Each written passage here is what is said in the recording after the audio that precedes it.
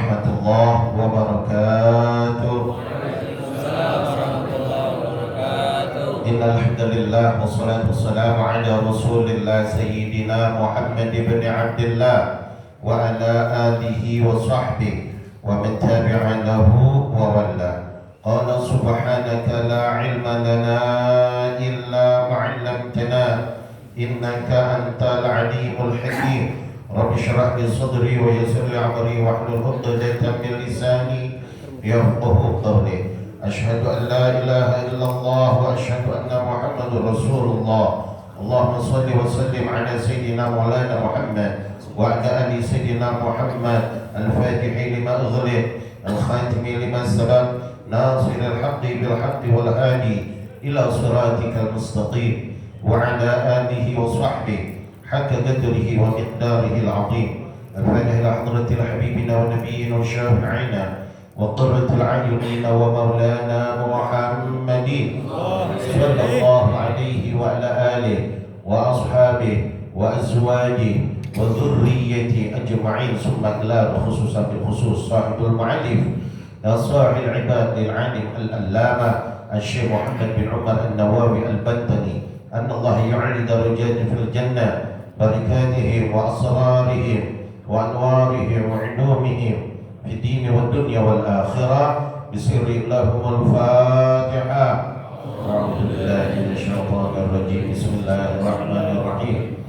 الحمد لله رب العالمين الرحمن الرحيم مالك يوم الدين. اهدنا الصراط المستقيم صراط الذين أنعمت عليهم المغضوب عليهم. Alhamdulillah, kita panjatkan puji dan syukur kepada Rabb yang Maha Ghafur yang telah mengumpulkan kita pada pagi hari ini selesai sholat subuh berjamaah. Alhamdulillah, kita masih dipilih oleh Allah Subhanahu wa taala untuk meraih keridhaannya, mendapatkan kasih sayangnya, mendapatkan ampunannya dengan kita berkumpul untuk etika ini masjid sekaligus talabul ilmi. Mudah-mudahan kita semua selalu mendapatkan ampunan dan maghfirah dari Allah Subhanahu wa taala, diberkatkan dalam kehidupan kita, diberikan sehat wal afiat, dipanjangkan usia kita di dalam ridha Allah, di dalam menjalankan perintah Allah Subhanahu wa taala, diberkatkan dalam rumah tangga kita, disolehkan dan disolehkan anak keturunan kita, istri-istri kita, dan kabulkan semua hajat kita, diluaskan rezeki kita, diberikan kita semua di akhir hayat kita meninggal dalam keadaan husnul khatimah. Amin ya rabbal alamin. Salawat dan salam tidak lupa kita sampaikan kepada Nabi besar Muhammad sallallahu alaihi wa alihi wasallam, beserta keluarga, sahabat, pengikutnya. Mudah-mudahan termasuk kita semua orang-orang yang selalu mengikuti aturan-aturan baginda Rasulullah SAW. Ma'asyiral hadirin, jamaah suka yang dimuliakan oleh Allah, khusus para guru-guru kita, mengkara orang tua kita, Kiai Haji Dada Mukhtar Adi, mudah-mudahan diberkahi Allah SWT. Ustaz Abdul Samad, Ustaz Indra Cahyadi, begitu Ustaz Sunudi, Ustaz Asif, Ketua Pimpinan Majelis Buka, Ustaz Rahim, dan para asatiz, para tokoh masyarakat, para tua DKI Masjid Musala yang hadir, mudah-mudahan semuanya diberkahi Allah SWT. Ma'asyiral hadirin, jamaah yang dimuliakan oleh Allah, mohon maaf saya minta waktu lebih dahulu karena pagi ini saya harus ada di daerah Cisarua Puncak. Ya, takut macet Pak, Sabtu Minggu ini kan ketahuan ini ya. Bismillahirrahmanirrahim. Qala Syekhul Musannif rahimahullahu ta'ala wa nafa'ana bihi bi'ulumihi fid dharain. Qala Nabi sallallahu alaihi wasallam, bersabda Nabi sallallahu alaihi wasallam, salasatun nafarin yuzilluhumullahu tahta dhilli arasy yawma la yadhillu illa dhilluhu. Ada 3 golongan manusia yang nanti mendapatkan naungan dari Allah Subhanahu wa taala. Di naungan itu, di bawah naungan arsy, tahta dhillil arsy, di bawah naungan arsy. Pada saat nanti tidak ada naungan, yauma la yadhillu illa dhilluhu, tidak ada yang memberi naungan kecuali naungan dari Allah Subhanahu wa taala. Pada saat itu manusia di alam mahsyar, pada saat nanti kita dikumpulkan, panasnya tidak terkira. Pada saat itu naungan bukan hanya panas, tapi naungan di dalam rahmat Allah. Yang tadinya dosa banyak bisa diringankan, bahkan dibebaskan, bisa mendapatkan dari naungan Allah, kasih sayang Allah. Yang tadinya panas, dia tidak merasakan panas. Yang tadinya dia tenggelam, banyak yang tenggelam, dia tidak tenggelam. Itu pun naungan dari Allah Subhanahu wa ta'ala. Maka 3 perkara orang ini yang selalu mendapatkan naungan dari Allah. Dia tidak merasakan panasnya, dia tidak merasakan ketakutan, dia tidak merasakan tenggelam, dia tidak merasakan beratnya apapun dalam sidang, dalam hisab, dalam naungan Allah semua. Siapa mereka yang 3 ini? Yang pertama, mutawaddi'u fi makarihi, orang yang sempurnakan wudunya pada saat musim dingin. Al-makarih ini bisa dimaknakan musim dingin, cuaca dingin, atau dalam keadaan kita panas dingin.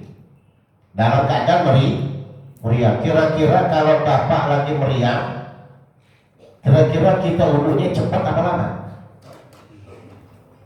Kita wudunya pasti cepat.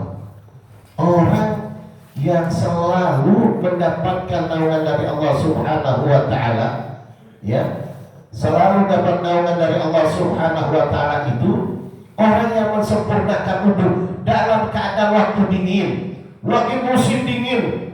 Kita pegang tuh air Allah dingin benar, tapi kita wudu dengan baik, ya, kita wudu rapi, wudu, karena wudu ini, ya, yang bikin baiknya ibadah. Maka orang sering bertanya, gimana sih cara ibadah supaya khusyuk? Baca apa sih supaya kita ibadah khusyuk? Baca awalnya, baca ini, itu gak bakal bisa bikin khusyuk. Walaupun kita baca minta perlindungan dari Allah, gak bakal bisa khusyuk karena wudunya kagak benar. Wudunya pun walaupun benar, kalau istinjanya gak benar, gak sama. Ini hati-hati nih. Dimulai, maka kalau dalam kitab fikih, mulai pertama adalah babul istinja, babul niyyah. Kenapa? Karena itu sumber kebersihan supaya kita bisa beribadah. Bukan karena kita mau baca sholat, baca kita doa ini, baca doa itu, ya. Kalau wudunya nggak benar, istinjanya nggak benar, percuma. Contoh begini, Bapak hadas besar, mandi hadas besar, nggak bisa. Dia anggap mandi hadas besar itu sama seperti mandi biasa. Niatnya kagak tahu, berapa rukun niat nggak tahu. Terus dia mandi jebur, yang penting pakai sabunan apa, udah. Walaupun dia niat, tapi kagak sesuai dengan aturan, tetap hukumnya masih junub. Nah, kalau orang hukumannya masih junub, apa yang terjadi? Sholatnya kagak sah. Tuh, karena sholatnya junub, lagi keadaan junub. Baca Qurannya kagak sah, bahkan dapat dosa karena masih junub. Yang kita khawatirkan haji umrahnya. Haji umrahnya dia jadi umrah pada saat dia ihram, dia sudah pakai ihram, dia sudah mengerjakan semuanya, tetap hukumannya masih ihram karena tidak sah, karena hukumannya jadi junub. Balik ke Indonesia, tetap hukumannya orang ihram. Haram dia pakai pakaian seperti bebas kayak begini, haram dia tidur sama istrinya, haram dia akad nikahkan anaknya, haram dia gunting rambut, haram gunting ya kukunya, haram semuanya. Bahaya tuh. Jangan dikira makan ngaji fikih ini penting cuma sebab dia kagak mandinya kagak benar, ngembet dia kemana-mana.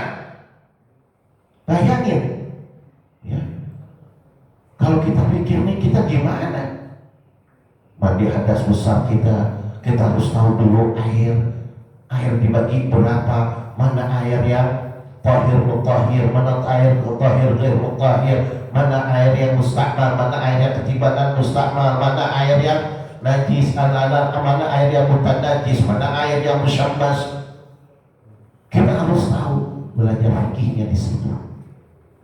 Kalau ini dari dasarnya kita air udah gak paham, istinja mandi hadas besar gak paham, istinja gak paham, wudhu gak paham, ya sholat kita acak-acakan.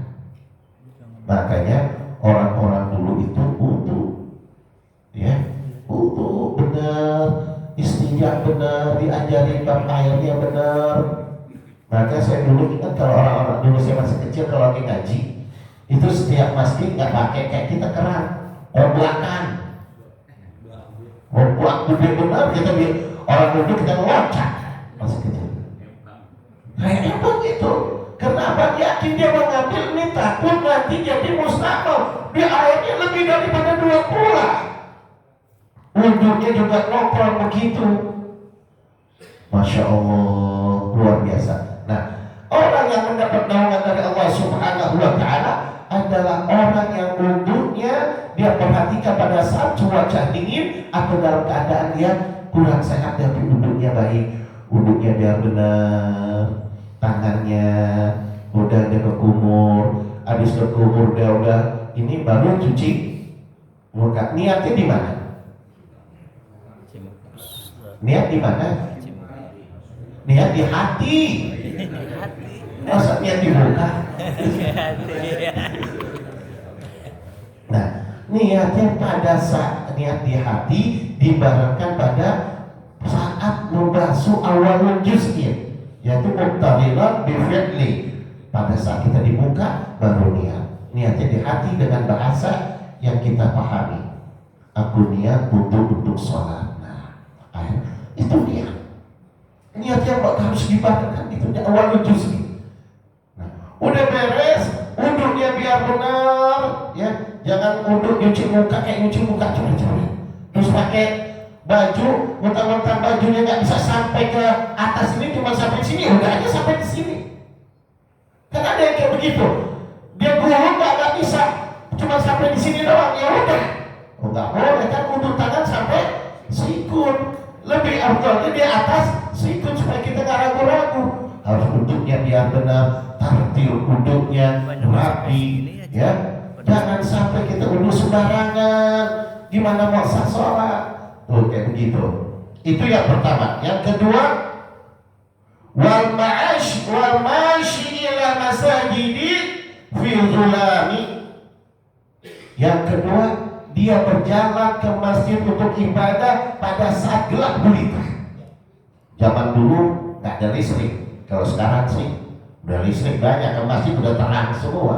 Orang dulu gitu, jalan dulu aja zaman orang-orang tua kita, zaman dia masih kecil, pakai odol, pakai senter, ya udah pakai senter, kita jalan jauh ke masjid. Orang-orang tua kita walaupun jauh ke masjid rapi, sholatnya di masjid. Kita dekat ke masjid juga sholatnya. Kalau sekarang beda, makin berkahnya beda. Nah, orang yang senantiasa dia sholat di dalam masjid berjamaah pada saat dalam keadaan gelap gulita, maka dia akan dapatkan naungan dari Allah Subhanahu wa Ta'ala. Yang ketiga, wa mut'imul jami'i, orang yang sering memberikan makan kepada orang lapar. Tuh, kalau ada orang lapar kasih makan, ya.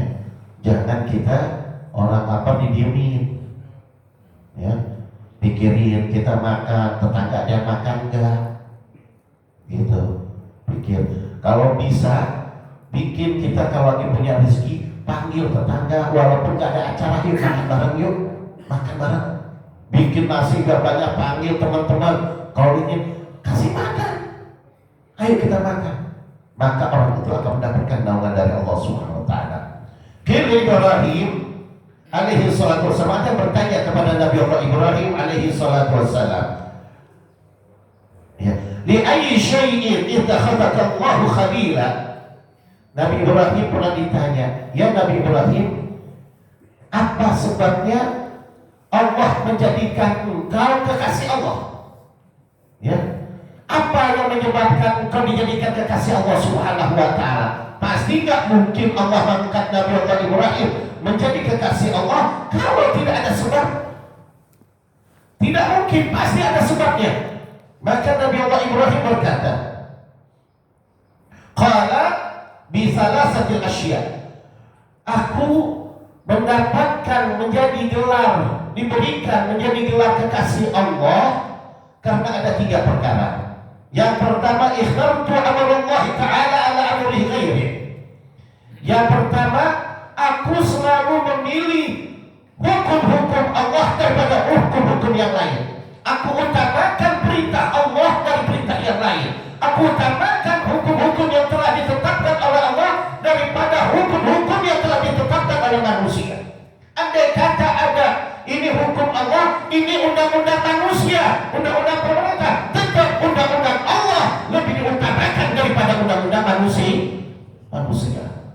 Nah, itu menjadikan Allah, Nabi Ibrahim dijadikan oleh Allah menjadi kekasihnya.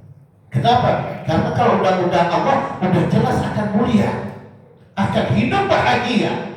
Kalau undang-undang manusia belum tentu. Gimana yang bikinnya? Kalau yang bikin perampok, dia akan sahkan perampok.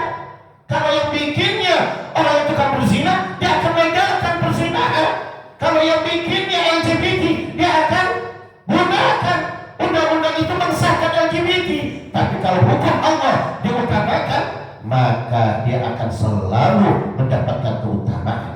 Dan orang yang selalu mengutamakan hukum Allah, hidupnya mulia walaupun dia mendapatkan fitnahan, cacian, makian bagaimanapun dari orang-orang yang zalim, maka dia akan mulia. Yang kedua, wa ma ta'amtu bima takafalallahu li. Aku tidak sedikit pun ragu kepada apapun yang telah Allah urus untuk diriku. Allah nggak ada, Nabi Ibrahim nggak ada keraguan kepada Allah dengan apa yang telah Allah janjikan, yang Allah telah jamin dalam kehidupan manusia. Ini kita ini sudah dijamin oleh Allah. Rezeki kita, sehat kita, umur kita, sakit kita, udah dijamin oleh Allah. Kenapa kita harus ragu? Allah udah jamin. Kita meninggal dalam keadaan apapun udah dijamin. Jangan takut kalau kita mati, matinya udah ditetapin oleh Allah. Tidak ada manusia bisa membunuh, bisa mematikan orang lain kecuali dengan izin Allah. Walaupun dengan apapun dia tidak akan bisa membunuh kecuali memang sudah waktunya orang itu mati. Ya. Rizki kita nggak bakal ketukar. Allah sudah jamin kalau rizki kita pasti ada. Tidak ada orang yang hidup di dunia ini tidak dapat rizki. Wa kullu dabbatin fil ardi illa 'ala Allahi rizquha. Setiap makhluk yang ada di bumi selalu rezekinya udah Allah tahu. Jangan khawatir, jangan ragu, mikir dulu kita. Ya Allah gimana saya, ya Allah gimana saya. Ikhtiar, teruskan kepada Allah, sampaikan kepada Allah. Kita udah ikhtiar, doa, tawakal kepada Allah. Allah senang. Jangan takut dengan rezeki Allah. Dan ini keyakinan harus ada. Kata Nabi Ibrahim, aku gak pernah takut dengan apa yang telah dijamin oleh Allah. Apakah Allah menjamin, menjanjikan kepada kita ikan? Kagak. Beda dengan calon-calon. Awalnya doang dia pada andai kata saya pilih tenang begini-gini, udah jadi si lupa. Kalau Allah gak bakal. Maka dari itu kita harus yakin kepada Allah. Kata-kata Nabi Allah Ibrahim, sedikit pun jangan ragu tentang apa yang telah Allah janjikan kepada kita, diurus Allah. Yang ketiga, Nabi Allah Ibrahim, wa ma ta'asyaitu wa ma taghaddaitu illa ma'a dhaifi. Tidak aku makan sore hari atau pagi hari kecuali dengan tamu. Nabi Ibrahim akhlaknya, dia nggak bakal makan sendiri di rumah. Kalau sendiri nggak jadi makan. Masak nih, pas masak langsung panggil teman-teman tetangga, sini temenin saya makan. Ya kagak ada dipanggil. Kan kalau kita lagi makan ada tamu juga ada yang disuruh masuk ke dalam. Tamu ada nunggu tungguin yang bapak lagi makan. Ya Allah, ajakin. Oh gak setara sama saya ini siapa? Masa makan main model kayak begini? Ya Allah, sombong ya. Ajakin makan, duduk di atas meja. Kita duduk bareng bersila, duduk di atas meja, duduk di atas meja. Makan apa adanya yang kita suguhi. Itulah orang-orang yang mulia. Kalau orang-orang yang kagak mulia, dia kagak mau. Dia merasanya diri mulia, menghinakan orang lain, menganggap orang lain itu lebih hina daripada dirinya. Maka Nabi Allah Ibrahim sifat menjadi kekasih Allah Subhanahu wa ta'ala karena menghargai tetamu. Tamu datang, ada tamu datang dari awal duduk sampai dia pulang, jangankan tawarin makan, air kagak keluar. Toiletnya minta ampun, dia kayak begitu. Na'udzubillah min dzalik. Kita datang tamu apa yang ada, bukan diada-adakan, apa yang ada ini. Ya, kita hormat tamu. Dan 3 perkara ini oleh Nabi Ibrahim yang menjadikan Nabi Ibrahim kekasih Allah Subhanahu wa taala. Mudah-mudahan apa yang kita pelajari pada pagi hari ini Allah berikan ilmu yang barokah, manfaat, golongan imam Islam, angkat derajat kita, berikan sehat wal afiyah. Rabbana taqabbal minna innaka antas samiul alim wa tub alaina innaka antat tawwabur rahim. Wa sallallahu ala sayyidina maulana Muhammadin wa ala alihi washabbihi wasallam. Alhamdulillahirabbil alamin. Saya mohon maaf, saya undur diri. Assalamualaikum warahmatullahi wabarakatuh. Waalaikumsalam.